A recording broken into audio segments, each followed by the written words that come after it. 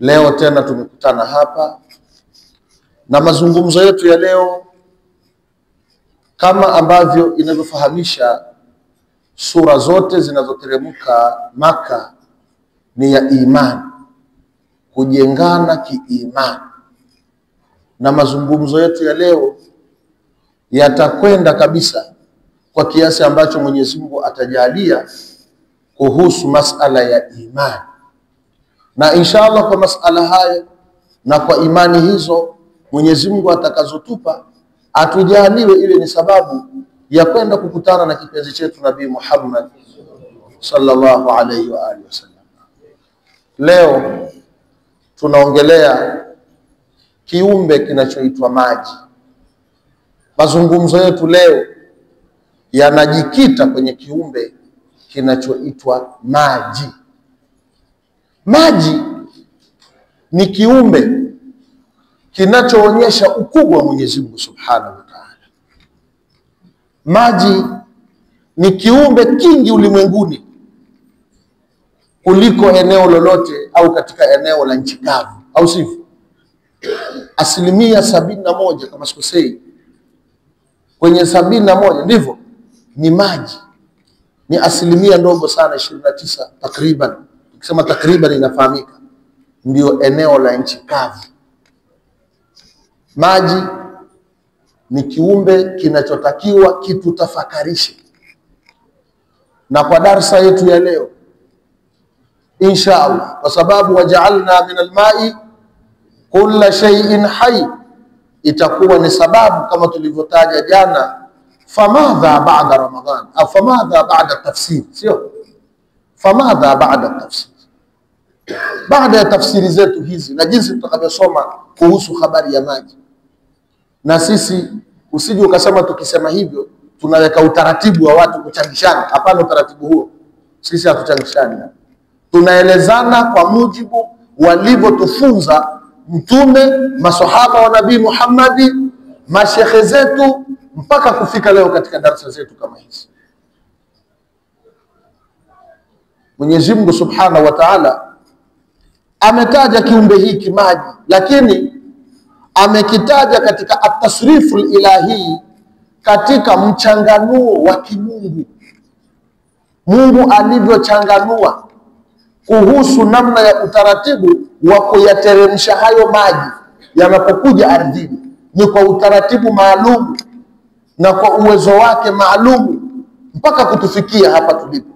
Tutaona hapo, tutapenda katika sura Ra'd kule, tutaona wanazuoni jinsi ambavyo wamechambua katika aya ya 4 ndani ya sura Ra'd. Ni mnyambulifu, uchanganuo mkubwa kabisa wa Mwenyezi Mungu Subhanahu wa Ta'ala. Lakini vile vile maji ni rahmatul lilibadi, ni rahma ya Allah Subhanahu wa Ta'ala kuja kwa waja. Lakini maji hayo Mwenyezi Mungu Subhanahu wa Ta'ala ameyatumia katika kuangamiza nyumma zingine zilizopita. Kwa mfano umma wa Nabii Nuhu alayhi salatu wasalam umeangamizwa kwa maji. Na hata nyumma zetu hizi, hao watu wetu wa sasa hivi hapa, watu wengi wanaathirika kwa nini? Kwa maji. Na ni katika viumbe vyenye nguvu. Maji yana nguvu sana. Kati ya maji na upepo ni kitu gani kina nguvu zaidi? Wale watu wa manini, sikuna watu, maji na upepo ni katika viumbe vyenye nini? Vyenye nguvu sana, kati ya maji na upepo. Kwa hiyo Allah Subhanahu wa Ta'ala anatueleza hivyo, wala qad sarrafna, na hakika tumeyachanganua. Tumeyachanganua maji hayo kwenye uteremkaji. Baadhi wamefasiri hivi, wala qad sarrafnahu, na bila shaka maji hayo tumeyagawa kwenye kuyashusha. Wengine wamefasiri hivi, baadhi wamefasiri hakika maji hayo tumeyagawa katika namna ya utaratibu wa kuteremka. Baadhi wametufasiria kwamba wala qad sarrafnahu, hakika tumeyachanganua maji hayo kwenye uteremkaji. Tafsiri mimi naiunga mkono ni hiyo. Maji haya yamechanganuliwa kwa kiwango kikubwa sana. Kwanza, yatateremka kwa kiwango maalumu anachokijua Mungu kutokana na watu wa eneo hilo. Kama tunavyojua, ma'amun bi amtara min am, hakuna mwaka wowote wenye mvua nyingi kuliko mwaka mwingine. Haya ni mazungumzo ya Nabii Muhammad sallallahu alaihi wasallam. Hakuna mwaka ulio na mvua nyingi zaidi kuliko mwaka mwingine. Ukiona mvua imezidi, ima kuna njia mbili: mwataka mletewa adhabu au neema. Na ikizidi hapa, ujue maeneo mengine mvua wanaitafuta. Hata Ibn Abbas radhiallahu ta'ala anhu amefafanua sana kuhusu ma'amun bi amtara min am au laisa amun bi amtara min am. Tukiwa na maasi ya Mwenyezi Mungu atuepushe, ukiwa na matatizo, mvua inaondoka inakwenda misituni, inaenda kwa wanyama, kwa vitu gani, inakwenda. Na mvua hii Mwenyezi Mungu Subhanahu wa Ta'ala anatueleza kwamba tumeigawa na haiwezi kudumu katika eneo moja. Hii ni tafsiri mojawapo. Ameigawa mvua hii, haiwezi kudumu katika eneo mojawapo. Hivyo utakuta inaangamiza na inaweza ikaleta matatizo katika maeneo, na hii ndio tafsiri ya Qatada kwamba mvua hii tumeichanganua katika utaratibu wa kuishusha. Lakini vile vile mvua hii Mwenyezi Mungu Subhanahu wa Ta'ala anaichanganua katika kila mwaka kutokana na eneo moja kwenda katika eneo lingine. Lakini vile vile inapoteremka ile mvua na inatufikia sisi, ni kila kiumbe kitanufaika kutokana na ile mvua iliyokuja kwa mujibu Mungu alivyoichanganua. Maji yale yale, mmea utakavyonufaika sio sawa na mimi na wewe. Mbwa itakavyonufaika sio sawa na fisi, sio sawa na simba. Hivyo ndivyo ilivyo.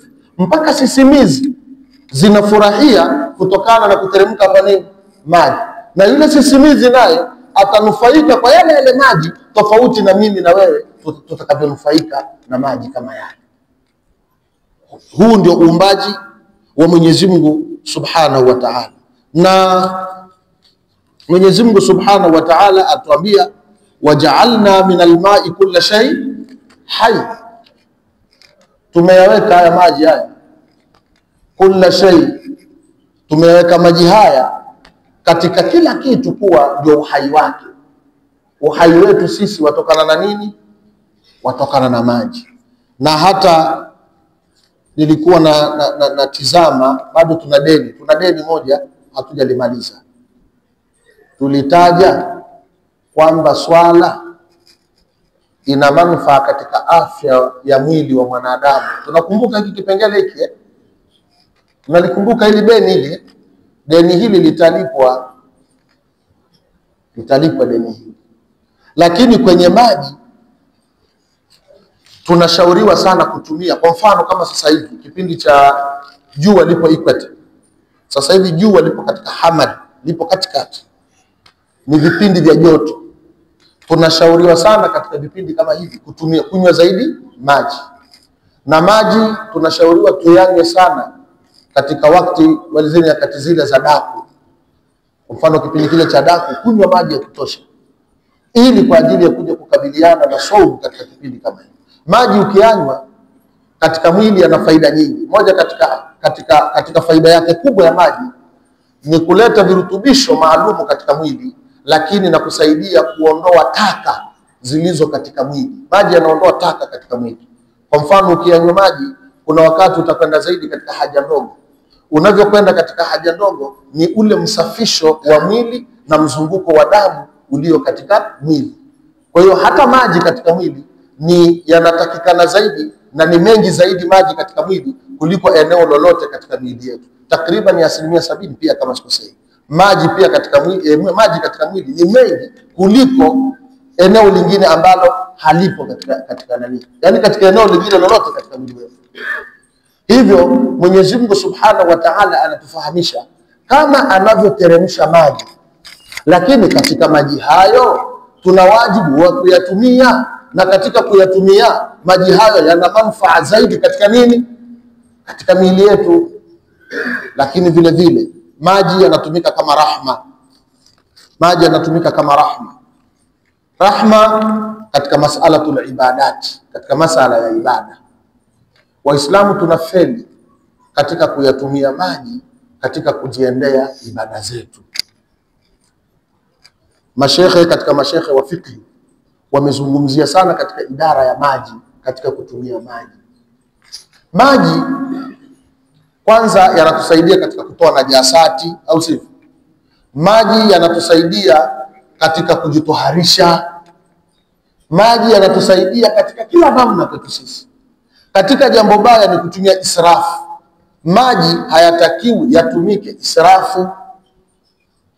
Lakini unapoingia chooni, tumeelezana utaratibu wa kuingia chooni, tunaingia kwa mguu gani? Wa kushoto. Na tunapoingia chooni kuna utaratibu maalum katika utumiaji wa nini?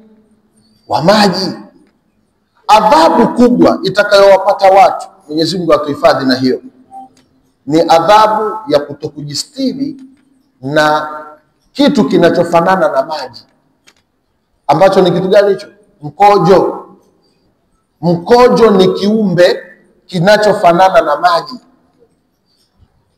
Ukitotumia mkojo kwa kujistiri kwa inavyotakikana, ni moja katika adhabu alizoonyeshwa Nabii Muhammad sallallahu alaihi wasallam kuhusu maji, kutokuyatumia vizuri maji.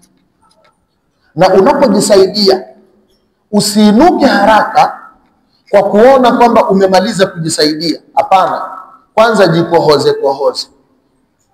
Na kama ili ujue, vaa nguo yako kama ni boxer siku 3 siku ngapi, baada ya muda ichukue ile boxer, ukiinusa namna hii, kama hujitoharishi vizuri, utakuta inanuka harufu ya nini? Ya mkojo. Sasa mambo haya lazima tueleze. Sio lazima tueleze tu habari za pepo, habari za nini. Tueleze udaktari wa maji unafanya nini mwilini. Haya ni mambo muhimu. Na katika darasa nyingi tunazotakiwa sisi tuzisome ni hizi darasa za kujua utaratibu wa matumizi ya maji. Tawadha. Sawa? Maji kupandisha wapi? Puani, uso, mkono na hivi na nini, mpaka unamaliza kutawadha. Na tuna wajibu wa kusimamiana, kufundishana kwa kusimamiana hasa. Maana yake kama si kuogopa ukubwa wa watu. Sisi tunasomesha au tunaelekeza hapa, hatusomeshi, tunaelekeza, lakini tunaogopa ukubwa wa watu. Ukisema jamani, sasa leo darasa yetu ni ya mafundisho kwa vitendo, tunatakiwa watu wote tuondoke, twendeni katika birika la maji, mtu mmoja atuonyeshe namna ya kutawadha.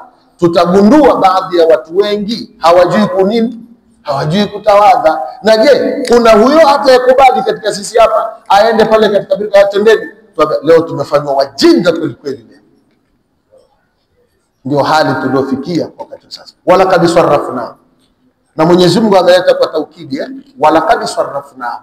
Hakika tumeyachanganua maji katika kuyateremsha, katika kuwafikia binadamu, kuwafikia viumbe, maji tumeyachanganua.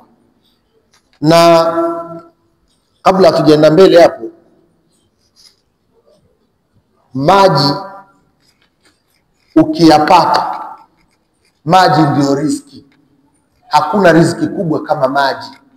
Kabla tutatoka, mama yetu Hajara alipoachwa na mwanae Ismaili alayhi salam, ni kiumbe gani aliletewa kwa ajili ya ule mji wa Maka? Ni kiumbe gani aliletewa kimsaidie? Maji. Maji ni maji, maji ni chakula pia. Maji pia ni chakula na maji ni maji. Sasa kwa nini kuzungumza hivi?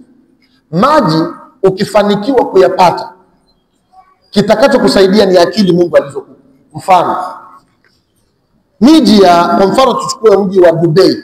Mji wa Dubai ni katika nchi kame sana duniani, zilikuwa. Nchi ya Dubai ni katika nchi kame sana duniani, zilikuwa. Lakini kwa sasa Dubai katika Imarati al-Arabia al-Mutahida kwa hivi sasa ni katika miji yenye maji na katika nchi zilizo na ustawi mkubwa sana, na ni katika nchi ambazo zina khudara, ukijani mkubwa sana. Wamefanyaje? Wametoa maji katika wametoa maji baharini, sio? Kisha maji yale wakatoa ile nini, chumvi, wakaichuja, kisha wakaileta katika mji. Walipoileta katika mji, Dubai kwa sasa hivi imeendelea kiuchumi na ipo katika hali ya juu sana. Kama kuna mtu ameenda Dubai hapa atasema utakisema ni sahihi. Dubai. Miji kwa mfano ukienda Las Vegas. Las Vegas ni Marekani. Marekani ni eneo ambalo lilikuwa ni kame sana. Lilikuwa ni kame mno. Lakini pia wamefanya hali kama hivyo. Amerika. Ukienda katika Tel Aviv. Tel Aviv ni Israeli, sio? Tel Aviv si Israeli. Israeli pia ilikuwa ni kame hivyo. Lakini Mayahudi wamefanya utaratibu, wamevuta maji, nchi ikawa iko katika hali nzuri sana. Ukipata pesa, ukachimba visima, ukapata ekari kwa mfano 10, ukapata kuchimba kisima kimoja ndani ya ekari 10, unaweza ukaajiri vijana si chini ya 100 watakao kusaidia katika kilimo cha matikiti, kilimo cha mboga mboga na vitu vingine, kwa kiasi tu cha kuyapata maji yenye kutosheleza katika eneo lile, na utakuwa na utajiri wa hali ya juu sana. Pata eka 10 na ukapata kisima cha maji. Ndio kazi tulioifanya. Mimi nilifanya kazi hiyo. Tuseme alhamdulillah. Tumepata ekari 10. Baada ya kupata ekari 10, sasa kinachofuatia ni uchimbaji wa kisima. Kikichimbwa kisima cha maji pale katika ekari 10, tuna uwezo wa kuajiri vijana au kuendesha taasisi, na ikawa taasisi imeimarika kwa hali ya juu sana. Si ndivyo ndugu zangu? Au ni maendeleo ya aina gani matatu? Ni maji. Kwa hiyo kukipatikana ekari 10, mtu akapata mwingine ekari 10, akafanya hivyo, akapata mwingine ekari 5, akafanya hivyo, akachimba maji. Je, riski sio riski? Riski. Kwa hiyo sasa hivi vijana wengi, kwa mfano sasa hivi kuna masuala ya ajira. Ajira zinasumbua. Watu wasema ajira zinasumbua. Lakini kiukweli watu wanaweza kujiajiri kupitia maji. Unaweza ukajiajiri kupitia maji. Ukatafuta eneo, kikachimbwa kisima, na ukawa unafanya biashara katika kisima kile. Unaweza ukafanya biashara kama ni eneo zuri la barabara. Unaweza ukafanya biashara ya kuosha magari. Unaweza ukafanya biashara ya kilimo au sivyo. Unaweza ukafanya biashara ya ujenzi. Unaweza ukafanya biashara ya kuyauza yale maji. Ni riziki ya hali ya juu sana. Wala kadisarrafnahu, au si yale maji tumeyateremsha kwa awamu, au tumeyachanganua katika kuyateremsha. Uchanganufu wake katika ile hali iliyopo, nenda katika suratu Radi. Mwenyezi Mungu katika maelezo yake mazuri sana ameyaeleza kwamba wa fil ardhi qit'un, au si hii ardhi ina vipande. Ardhi hii ina vipande ambavyo suratu Radi aya ya 4, wa fil ardhi qit'un mutajawirat. Ardhi hii ina vipande vilivyokaribiana lakini havilingani sawa. Hii ardhi, kwa mfano unaweza ukaja hapa, kipande cha hapa ni tofauti na pale, ni tofauti na pale, ni tofauti na pale. Katika vipande vile maji yanayoteremka si yale, lakini maji yale yakiingia katika vile vipande vya ardhi, kila kipande kina mahitaji yake na zao lake katika vipande vile. Maji yale wala kadisarrafnahu, tumesha yaleta kwa utaratibu maalum, yakiingia katika vile vipande vya ardhi. Mwenyezi Mungu Subhanahu wa Ta'ala anasema katika vipande hivyo vinakuwa mutajawirat. Alafu mvua ikisha teremka ikaja katika vipande vile, kunapatikana wajannatun. Kunapatikana nini? Mabustani. Wajannatu, kunapatikana mabustani. Sasa hivi hapa ni kilimo cha uchumi. Tupo kwenye uchumi, kilimo cha uchumi. Tupo kwenye uchumi. Waislamu tunataka uchumi, Tupo katika uchumi. Tupo katika, asema kilimo kwanza Sheikh. Tupo kwenye uchumi. Tunaweza tukaupata uchumi kupitia maji. Na ndio maana Mungu aliposema wala kadisarrafnahu, kwamba yale maji ameyaleta, lakini kwa mpangilio maalumu, kwa mchanganuo maalumu kwenda katika ardhi. Mungu ameiweka ardhi hiyo katika vipande maalumu na mahitaji maalumu kulingana na sisi binadamu alivyotuumba katika ardhi hii. Kuna ardhi nyingine ni min a'nan, kutokana na zabibu. Ni Dodoma hiyo. Dodoma ni zabibu, min a'nabi, zabibu. Au unasemaje? Na Ibn Mas'ud radhiallahu ta'ala anhu alipokuwa akifasiri hii aya akasema, mimi nakasirika sana kuwaona watu hawafanyi kazi. Kuna siku niliwahi kueleza hata kwenye hotuba, nakasirika sana kuwaona watu hawafanyi kazi. Siku moja kakaangu Sheikh Abdul alisimama alizungumzia kilimo. Sio kama mnakumbuka? Ilikuwa kipindi cha mvua mwezi wa ngapi? Alizungumzia nini? Kilimo. Sasa ukishazungumzia kilimo, mtu mwingine anakuona kama vile wewe umekosa ya kufanya nini? Ya kusema. Yaani mtu mwingine anaona kama hivi tulivyokuja hapa msikitini ni tuelezane pepo moto. Pepo moto. Shekhe, tunatakiwa tuvae, tunatakiwa tule, tunatakiwa maisha ya duniani yafanyaje? Yaendelee. Sasa katika ardhi kuna qita'un mutajawirat. Alafu katika vipande hivyo tunapata wajannat. Tunapata nini? Mabustani. Mabustani ya zabibu. Kisha wazara na mazao ya muda mfupi. Kwa tunaita nini? Zara, mazao ya muda mfupi. Kuna ardhi nyingine ni ya mazao ya muda mfupi. Mahindi, mtama na vitu gani? Maji yale yale yanavyoteremka, Mungu anayachanganua yanakwenda kunufaisha pale kulingana na ardhi ilivyo na kulingana na sisi tunavyoishi katika maeneo yale. Kikubwa ni kuangalia, je, katika ardhi niliyopo mimi inaota sana mimea gani? Utumie alafu upate riziki. Ukishapata riziki unatoa zaka, unatoa fungu. Kuna watu wengine hawajajaliwa mvua nzuri, unatoa unawapelekea. Huu ndio utaratibu aliotengeneza Mwenyezi Mungu. Nabii Muhammad asema mwenye kuombaomba siku ya kiyama atakuja usoni hana nyama. Kuomba kupo kwa dharura kubwa sana, sio? Maana kuna watu utaratibu, shekhe nijalie kidogo 20,000 hapo shekhe. Ukitoka hapa shekhe kidogo, ukitoka hapa shekhe kidogo. Leo tuko kwenye uchumi. So wala kadisarrafnahu. Tumeelewana ndugu zangu? Sasa kama tulivyosema jana wakati nikizungumza nikisema nitaandika kitabu, inshallah nitaandika kitabu kinachozungumzia famadha baada at-tafsir. Nini tunajifunza baada ya kumaliza tafsiri za Qur'ani katika misikiti yetu? Tuseme alhamdulillah.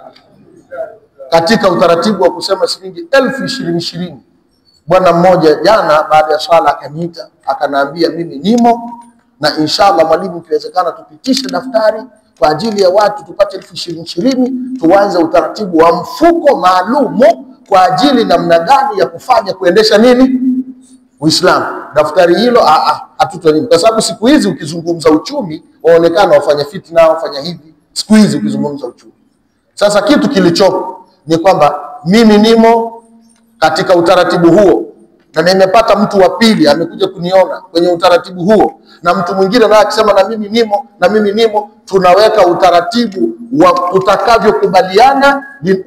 Inapatikana pesa, inakuwa benki. Mwakani Mungu akituleta hapa tunakuja kuwaambieni tumepata kiwango fulani na tumefanya kitu fulani, na itakuwa ni ibra kwetu sisi.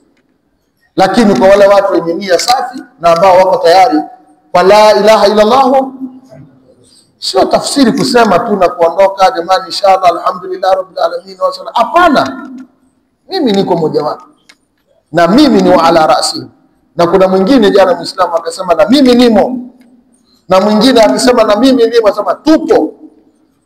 Lakini ukipitisha daftari hapa kama msibani hapa, baadaye watasema sasa darasa limekuwa la kuchangishana, kwa sababu wanaotia aibu hapo, sio? Sasa limebadilika darasa sasa hatuandikishani. Utaratibu tunaouweka ni kwamba insha Allah mpaka Ramadhani ijayo, insha Allah huenda kabla Ramadhani, kitabu hiki hapa, tuseme insha Allah famadha baada kitabu hiki hapa, na mtu wa kujitolea amesema atanisaidia, yupo hiki hapa. Lakini tumejiorganize, tumepata watu 10, tumepata watu 20, na katika hayo tuliyofanya tumefanya 1 2 3, na hivi sasa kuna 1 2 3, na wengine wataona hapo watasema twendeni. Hiyo ndio dini, huo ndio Uislamu. Uislamu sio kukaa nijalie shekhe, jalie, hakuna mpango huo. Kukaa kuombaomba. Tumeelewana mpaka hapo? Kwa hiyo Dubai wamefanya hivi. Na sasa hivi zakatul fitri tayari, milango tayari imeshaanza kwenye zakatul fitri. Na msikiti wetu huu tuna zakatul fitri kwa ajili ya kusaidia watu. Zakatul fitri tayari. Anzeni kupita ofisini kwa ajili ya zakatul fitri. Jiandaeni zakatul fitri.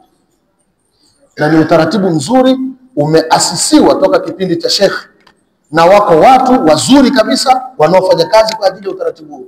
Tuseme inshallah katika hizi tunaenda mbele. Wala kad sarrafna, tumeelewana sarrafnahu Kwa hiyo hapo tunapata zar'i, nakhil, mitende, sinwan wa ghairi sinwan.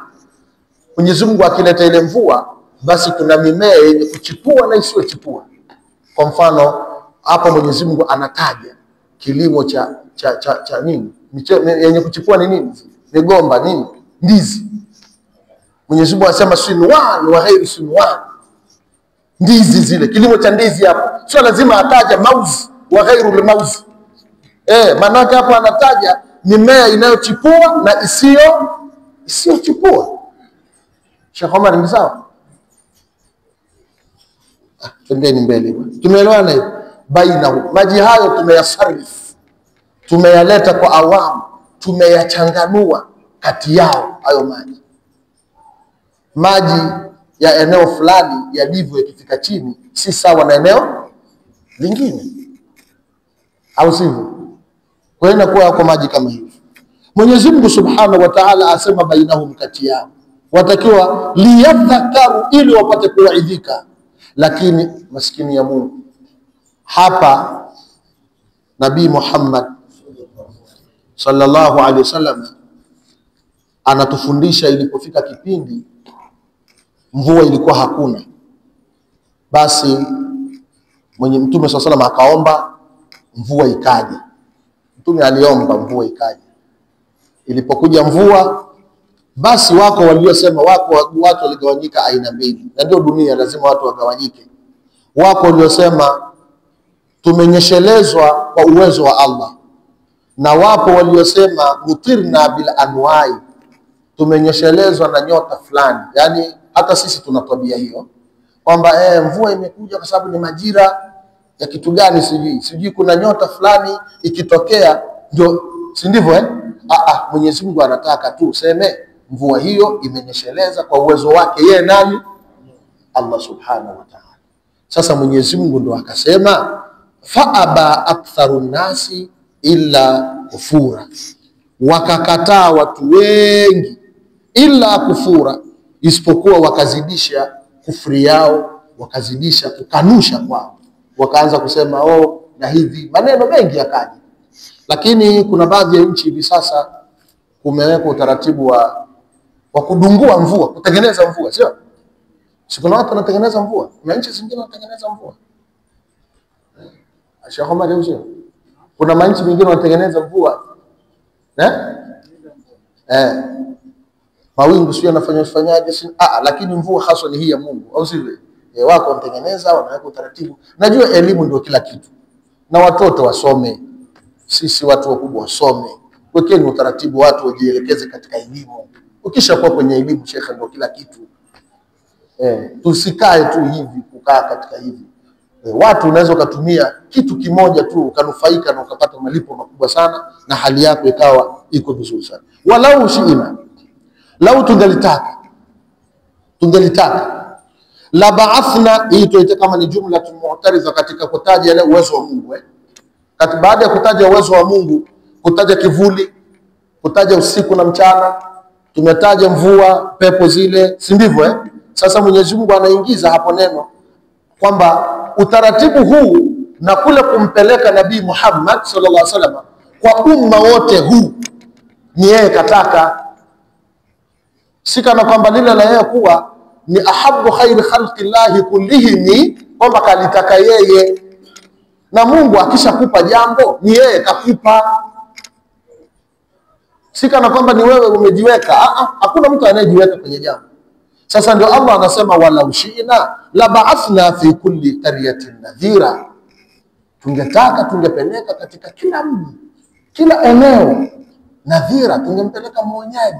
Lakini tumekupeleka wewe kwa watu wote, tumekupeleka wewe kwa watu wote, kwa maana ya kwamba wewe ikul ya ayuhan nas inni rasulullah ilaikum jamia. Kwa hiyo tunapokaa kama hapa, tunapoelekezana, kila mtu akakaa katika ofisi yake, kila mtu kwenye kazi yake, kwenye jukumu lake, ndio utaratibu wa Mungu ulivyo. Dunia haiwezi kwenda bila watu kuwa na hali zao hivi. Ukienda katika eneo la umeme, wako wataalamu wa umeme. Ukienda kilimo, wako wataalamu wa kilimo. Ukienda kwenye mifugo, wako wataalamu wa mifugo. Ukija kwenye dini, wataalamu wa dini. Alimradi kwamba yatakikana katika kila eneo unapokwenda umpate mtaalamu katika kila. Sasa mtaalamu aliyeletwa kwetu sisi, kiongozi aliyeletwa kwetu sisi sote, dunia nzima, ni Nabii Muhammad salawatullah salamu alayhi. Maana yake hata kama mkimkejeli, ndiye huyo, ndiye mteua, ndiye mtume huyo. Tungalitaka tungeleta katika kila eneo, kila kijiji, kila mji, tungepeleka wewe kijiji hapa. Hapana, haiendi hivyo. Hata watoto wako ulio nao pale nyumbani, watoto wako mwenyewe, si kila mmoja anakuwa yupo katika section moja. Hata ukiwatizama, mwingine atakwambia mimi napenda hiki, mwingine atakwambia mimi napenda hiki. Namna ndivyo Mungu alivyoumba namna hiyo. Kuna mwingine amejaliwa yeye ni wa kuchukua ile hengo, kuchukua na nini, kwenda porini. Anakuambia bwana vipi? Sasa mimi nakwenda kukata mkaa bwana. Naenda kufanya. Ndio Mungu amemweka katika nishati hiyo. Inna sa'yakum la shatta, ndio utaratibu. Kwa hiyo walau shi'na la ba'athna fi kulli qaryatin nadhira. Hivyo ujumbe naokupa, usiwe mnyonge. Na sisi katika kufikisha dini hatutakiwi kuwa wanyonge. Lenye kufaa kukemea, kemea. Linalofaa kulifikisha kwa nidhamu, fikisha. Na kuna wakati Nabii Muhammad sallallahu alaihi wasallam alikuwa akizungumza muhmarra wajhuhu, uso wake mpaka unakuwa mwekundu, macho yake, anaongea jambo kama ni la hasira, jambo anazungumza hivyo. Sasa ikifikia siku nyingine, kama tumefika aya za hasira, aya za moto, aya za kuzungumza nini, mtu akizungumza hivyo, sio kama hana adabu. Ndivyo dini inavyotaka. Penye kukemea, kemea. Penye kurekebisha, rekebisha. Penye tatizo hili, fanya. Sasa utazungumza habari za, kwa mfano, ngoja niwape mfano. Hapa wote tumekaa hapa, alafu mtanielewa. Najua mifano ndio inasaidia. Wale wanajeshi wakiwa wanazungumza, wanapeana maagizo, ni sawasawa na mazungumzo ya yule mtabiri wa hali ya hewa. Mtabiri wa hali ya hewa, mazungumzo yake mnajua. Mvua itakuja hivi, hali ya pepo na nini, au sivyo? Mawingu yanaangaza juu, yatakuwa hivi. Wanajeshi wanaongea hivyo. Mwanajeshi akitaka kutoa hotuba yake ni nini? Anakuwa mkali, anatoa ile sauti yake. Na tafsiri, ukikuta aya za riziki, unazungumza kiriziki, au sivyo? Nafurahi, nini, naelekezana, nakatazana, nafanya nini. Ukifika aya za pepo, au sivyo? Allahu akbar. Wote mnahisi kwamba mnaingia wapi? Mkifika aya za motoni, unaonyesha hasira ya namna gani ili tuondokane na moto. Ndio Mwenyezi Mungu anamwambia Nabii Muhammad katika utaratibu huo, fala tutu'il kafirina wajahiduhum bihi jihadan kabira. Unaona hivi? Fala tutu'il kafir, usiwatii makafiri. Makafiri watakachosema, sema hapana. Jambo likija, basi mnaambia utaratibu hapana, hauko hivi. Anatakiwa kufuatwa hivi. Na unapotoa fatwa, usiangalie unayempa fatwa ni nani. angalia fatwa inasemaje, kwa sababu anaweza akaja tajiri au mtu ana wadhifa mkubwa anakuuliza, shekhe vipi, mimi kuna 1 2 3 na nini. Mfano, yuko mfalme mmoja alimuingilia mke wake mchana wa Ramadhani, mfalme yule akaenda kwa shekhe, akamwambia, shekhe, nimefanya hivi na hivi mchana wa Ramadhani, unanishauri vipi? Darasani kama hivi. Utaratibu wa Qur'ani ilivyo ni kwamba mtu akifanya hivyo ni anatoa nini? Anatoa nini hawa nini? Mtumwa, sio? Mtumwa akikosa alafu anafunga, sio? 60 alafu nini? Sasa kuna kule kufunga, sio? Alafu anafunga shahrain. Sasa yule shekhe akasema utafunga miezi 2 mfululizo. Akamwambia shekhe, lakini utaratibu ulivyo ni hivi. Huku umetaja mwisho taratibu, lakini shekhe anatakiwa atoe kibaba, anatoe vibaba, anatakiwa atoe mtumwa. Akamwambia nyamaza wewe. Nyamaza. Basi baada ya yule bwana akaambia ufunge miezi 2 mfuatano mfululizo. Na mnajua miezi 2 mfululizo ukishamuingilia mkeo mchana wa Ramadhani au ukishafanya hivyo, mnajua miezi 2. Miezi 2 maana yake unafunga siku ngapi? 60. Ukisema ngoja nilegeze siku 1, ajua unaanza tena upya. Yaani ukifunga siku 59 ajua siku zote zile unaanza tena upya. Shekhe, hakuna ile ambayo tunaweza tukananiambia? Hapana, hivyo. Baada yake yule bwana kaondoka. Sasa ndio anamwambia, wewe mwanafunzi, wewe huna adabu. Mimi nazungumza, huyu tukimwambia atoe vibaba, huyu hatopata adabu, huyu hatofunzika. Huyu ukimwambia aache huru mtumwa, hatofunzika huyu. Ili apate adabu huyu afunge miezi 2 mfululizo. Huo ndio Uislamu. Anapofuturisha, kaja mheshimiwa kufuturisha, kaja kufanya nini, mwelekezi. Mwambie mheshimiwa, unafuturisha vizuri, lakini twende nikupeleke, kuna watu wasiojiweza hasa.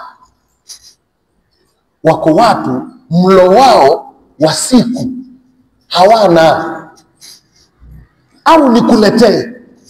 Kama utaona tabu kwenda katika Changanyikeni, maana yake siku hizi nako kuna tatizo lingine nalo limeanza. Kipindi cha kina Saidina Umar bin Khattab walikuwa wao wanafuata watu, si walikuwa wanafanya doria, wanafuata watu. Sasa hivi si sana kufanya hivyo, kutoka mtu ofisini afuate watu. Kwa hiyo basi mimi nakuletea watu ambao hawajiwezi, kama ni hizo bahasha uwape. Maskini ya Mwenyezi Mungu, baadhi ya viongozi wetu sasa hivi ni kutafuta wenzao walionona ndio wanawapo. Ndio matatizo hayo. Na wale wa kuwashauri baadhi yao hawapo.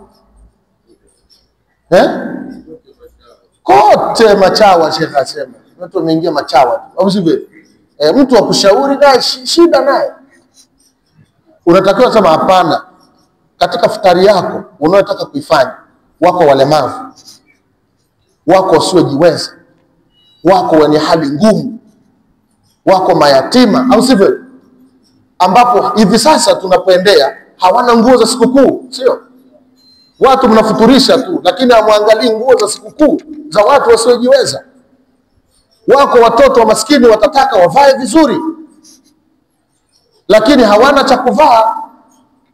Nyinyi watu mnaangalia standard, yani kuna viongozi wao wa mamlaka ya kiserikali wanaangalia standard za watu, ndio wanawaita kwamba watu hawa standard hii ndio waje, standard hii hapana. Hakuna habari kama hizo. Ukitaka hurma ya Mwenyezi Mungu, ukitaka Mwenyezi Mungu akuhurumie katika mambo yako, waangalie wale wanyonge wasiojiweza. Wao unakwenda unafuturisha watu, mtu ana uwezo kula chakula kizuri, mtu ana uwezo nini, alafu mnakaa pale picha nyingi na hivi nini maana yake nini? Utaratibu gani wa aina hii? Sasa upate watu wa kuambie hivyo unavyofanya Sivyo, na huu ndio utaratibu aliofundishwa na kuelekezwa Nabii Muhammadi. Fala tuti'il wajahidhum, na pambana nao, bihi, kwa kutumia Qur'ani, jihadan kabira, jihadi kubwa sana, pambana nao.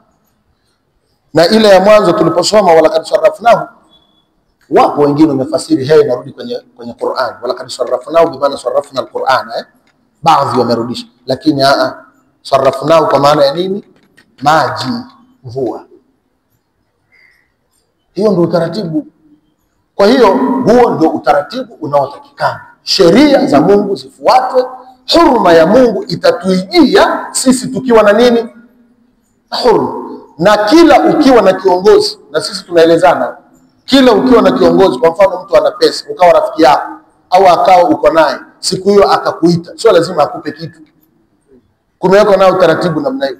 Maana nao kuna shida hiyo. Maana viongozi nao, kwa mfano hao wa kiserikali, leo tuko nao, leo tunawaeleza, kama mko hapa semeni alhamdulillah. Mseme kimoyomoyo, semeni alhamdulillah, au sivyo? Si kila ukiwa na mtu lazima uombe. Maana nao ni tabia nyingine.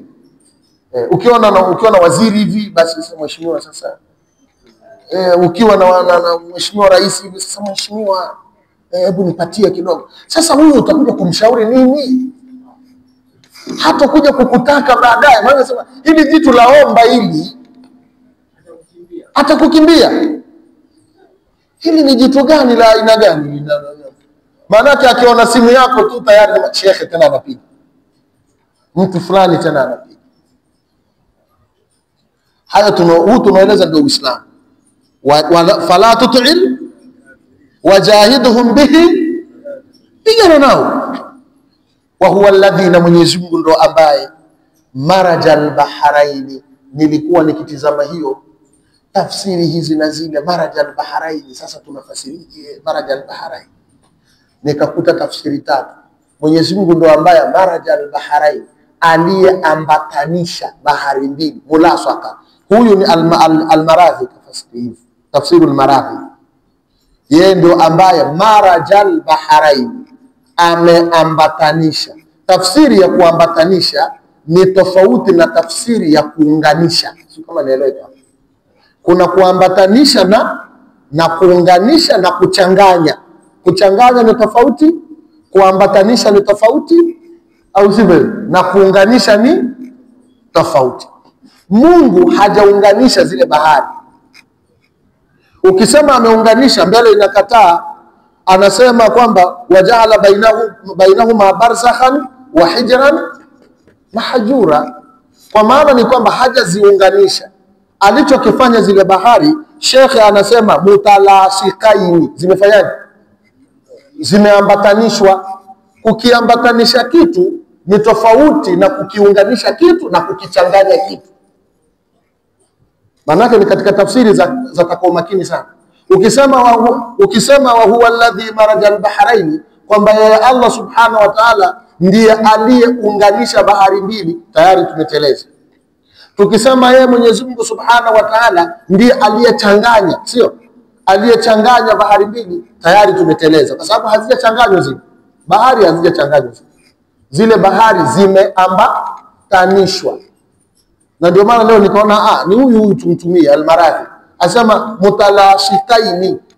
Lakini wako wengine katika wafasiri wakubwa kabisa wamesema mukhtalitain, wasema mukhtalif, kama ikhtilafu ni tofauti na mulaswaka. Na katika maraj ndio tunapopata ile marji ni malisho. Si marji, siko marji. Marji ni malisho, kwa sababu yule mnyama atakwenda kunufaika pale, alafu baada yake ataondoka katika eneo lile. Kwa hiyo kitendo cha maraj, kwa sababu maraj al-bahraini yaltaqiyani bainahuma barzakhun la yabghiyani fa bi ayi ala'i rabbikuma tukadhiban. Mwenyezi Mungu kaziambatanisha bahari mbili pakepa. Lakini cha ajabu nikajaribu kufuatilia, maji yale hayaungani yanapokuwa pale, lakini ukiyachota yale, ukachota huko katika yale maji matamu, ukachota na yale maji chumvi, ukayaweka katika chupa, yatakaa, hayawezi kukataana. Ukiyaweka kwenye chupa au kwenye glasi au kwenye jagi, yale maji yale kule ambayo hayaambatani, ukiyachanganya ukayaweka kwenye chombo, kwenye jagi, kwenye dumu, kwenye chochote, yatakaa.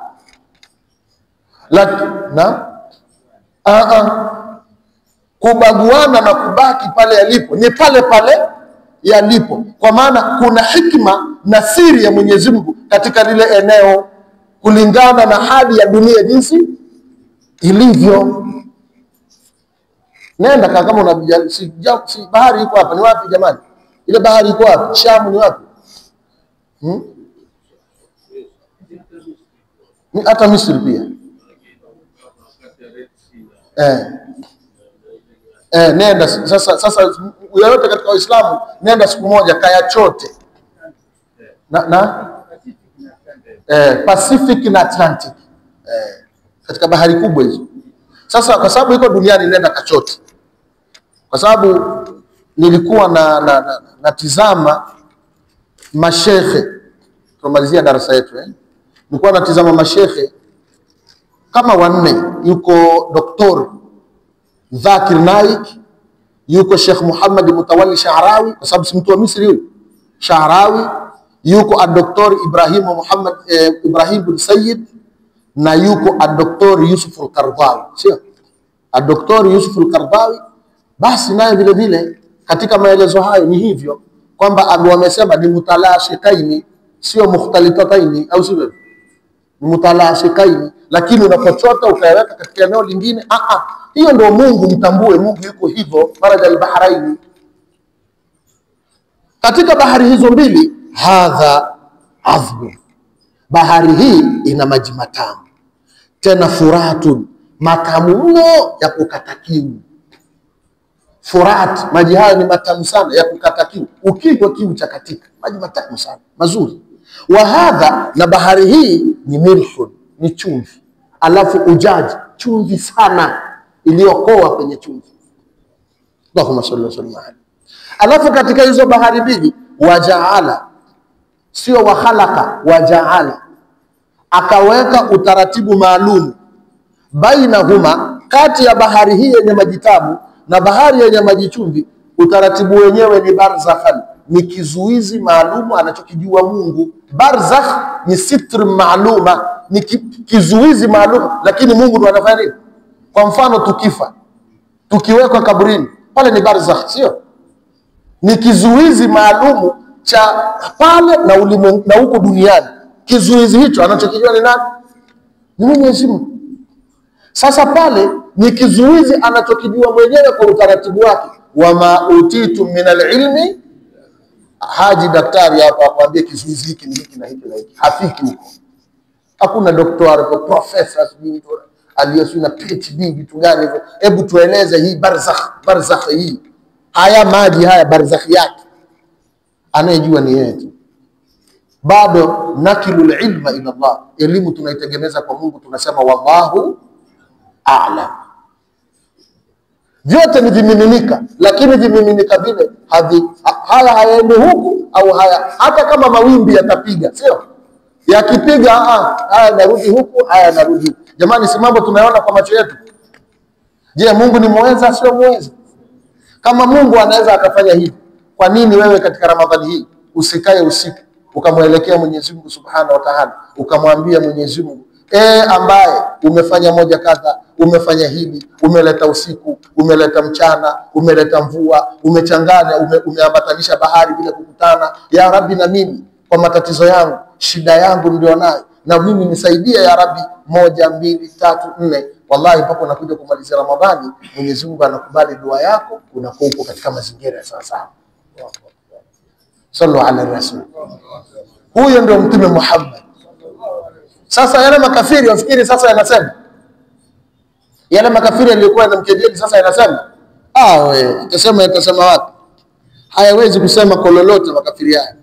Wa huwa alladhi, na Mwenyezi Mungu ndo ambaye khalaqa minal ma'i bashara, ameumba. Sasa hapo sio jaala, unaona khalaqa basharan Yeye ndiye aliyeumba binadamu wa aina mbalimbali.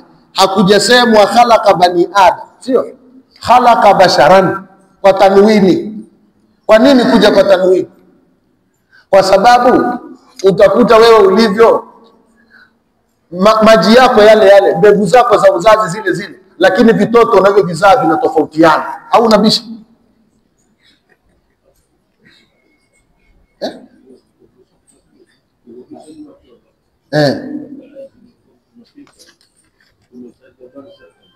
Wa hijra mahjura, na kizuizi madhubuti. Hijra mahjura sijasema, au sivyo? Hijra mahjura ni nini? Ni kizuizi madhubuti anachokijua Mungu. Hakuna tafsiri zaidi hapo. Hijra mahjura ni kizuizi kilicho imara, Mungu anachokijua. Inshallah, shukran Sheikh. Tumeelewana hivi? Wa huwa alladhi, na Mwenyezi Mungu ndo ambaye khalaqa, ameumba basharan, ameumba nani? Mwanadamu. Maji yako ulionayo wewe mwenyewe hapo ulipo, maji yako au maji yangu mimi, unayamimina katika shamba hilo hilo, lakini vitoto vinavyotolewa tofauti. Kengine kakubwa kanene, au sivyo? Kengine kamekuja maskini hivyo, kengine kamekuja karangi tofauti. Usio na wasiwasi, nikakwako hapo. Usio na wasiwasi, nikakwako hapo.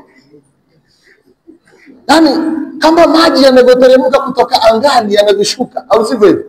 Yakaotesha maboga, matikiti, vitu gani, maji hayo hayo kwa utaratibu, na maji yako wewe na ya kwangu na mwingine, maji yako hayo katika shamba ambalo wewe mwenyewe unalo nyumbani kwako. Kwa sababu leo Mwenyezi Mungu ameita wake zetu mashamba, au sivyo? Shamba lile ukiyaweka maji yako pale, basi kinachozaliwa ni tofauti. Au utawazaa watoto wanafanana kama yai? Kuna mtu ana watoto wanafanana kama yai? Hapana. Hata akhlaki tofauti, hata tabia za wale watoto wanaozaa tofauti. Kuna mtoto mwingine mchoyo, kuna mtoto mwingine unayemzaa pale mkarimu, kuna mtoto mwingine pale ana adabu, kuna mwingine hana adabu. Lakini maji yako, tabia unaelewa wewe pale nyumbani. Wewe ukitaka kujua tabia za watoto wako, tengeneza siku moja sinia kubwa, pika, alafu weka sinia kubwa pale, alafu waite watoto wote, ambia haya kuleni, alafu kaa pembeni, utaona. Kuna mwingine kama kuna nyama atachukua atamkatia mwenzake. Kuna mwingine ataka zile nyama ale peke yake. Jamani, Mungu ni muweza, sio muweza? Wa huwa alladhi khalaqa min alma'i, kutokana na maji ya uzazi. Hiyo min alma'i ni almalum, kutokana na maji ya uzazi, bashara faja'alahu. Sasa Mwenyezi Mungu akajalia kupitia maji yale nasaba. Nasaba ni upande wa kulia, Nasaba ni upande wa kulia. Nikisema upande wa kulia ni ubabani. Ubabani ndio kunapata nasaba, au sivyo? Wasihira na ukwe. Ukwe ni upande wa utakuta hao watoto wa kiume wanaoa, watoto wa kike wanaolewa, sivyo? Kama mtu ana mtoto wa kike, basi jamaa mwingine anatoka anakuja anaoa. Maji yako yale yale, maji yako yale maji yamezaa rangi tofauti, yamezaa maji yako yale, shamba lako lile lile, anatoka mtoto wa kiume, anatoka mtoto wa kike, rangi tofauti, tabia tofauti. Huyo ndo Rabbul Izza. Sasa makafiri yakiambia hivyo hayasemi kitu, yanakaa kimya. Jamani, tuko pamoja? Wa kana rabbuka qadira, awe wala wako ni muweza wa kila kitu. Lakini cha ajabu, yaabuduna min dunillah, wanaabudu asiyekuwa na Mwenyezi Mungu, ma la yanfa'uhu, wanaabudu vitu visivyofaa, wala yadhurruhum, ambao hawezi kuwadhuru kwa chochote. Hata huyo Mungu wako Lata na Uzza, usipomwabudu atakuletea matatizo? Hana matatizo yote. Wa kana alkafiru ala rabbih, awe kafiri kwa Mungu wake siku zote. Kafiri kwa Mungu wake jinsi alivyo ni dhahira, maana yake ni muina lishaitani bitaati. Kafiri ni mwenye kumsaidia shaitani katika kumtii. Kafiri anamsaidia shaitani kufanyaje? Katika kutii shaitani. Ni dhahira, maana yake ni muinan lishaitani bitaatihi, anamsaidia shaitani katika taa yake. Kila siku kafiri yuko hivyo. Yeye kazi yake ni kumsaidia shetani. Mwenyezi Mungu atunusuru, Mwenyezi Mungu atuhifadhi. Wama arsalnaka illa mubashiran wa nadhira, hatukukupeleka wewe Nabii Muhammad isipokuwa kazi yako ni kubashiria pepo na kuonya habari za moto. Na ndio kazi ya sisi tunaokaa humu, kazi yetu ndio hiyo tu. Moto hapana, tuingie wote wapi? Tena hakuna raha siku hiyo. Jamani, narudia tena, hakuna furaha kama siku ile ya kwanza unaweka unyayo wako peponi. Hakuna furaha kama hiyo. Allahumma ja'alna min ahli janna. Hakuna furaha kama siku ya kwanza ndio unaweka unyayo wako peponi. Na uwezi kuweka unyayo peponi mpaka uelekezwe na wale wenye kujua ule Uislamu. Wama arsalnaka illa mubashiran wa nadhira. Qul, sema, ma as'alukum alayhi min ajr, sikuombeni katika hilo la kulingania malipo. Na hapo ndio shida. Lakini Nabii Muhammad azaa, jamani mimi nakufikishieni, ma as'alukum alayhi min ajr illa man shaa. Unaona hiyo? Isipokuwa atakayetaka kuleta noti lete, anayetaka lete, illa man shaa. Au mnasemaje? Mbona mnainama? Mnasemaje wazee? Illa man shaa, halazimishi mtu. Anayetaka ayatakhidha ila rabbihi, kujifanyia kwa Mola wake sabila, njia ya taa, ya kujikurubisha katika kutoa kwenye khair. Anayetaka. Na inshallah Mwenyezi Mungu atujalie tuwe katika watu wa kutoa katika njia za khair. Na vile vile lililopo ni lipi? Watawakkal ala alhayy alladhi la, tegemea kwa aliye hai ambaye hafi. Jamani, tumtegemeeni Mungu wetu inshallah. Ala alhayy alladhi la yamutu, wasabbih bihamdi, usabbihi kwa kumhimidi jina lake. Wakafa bihi, yatosha kwake. Bidhunubi ibadi, kwa madhambi ya waja wake wote. Mungu khabira, anafanya nini? Anajua. Inshallah Mwenyezi Mungu atajalie khair.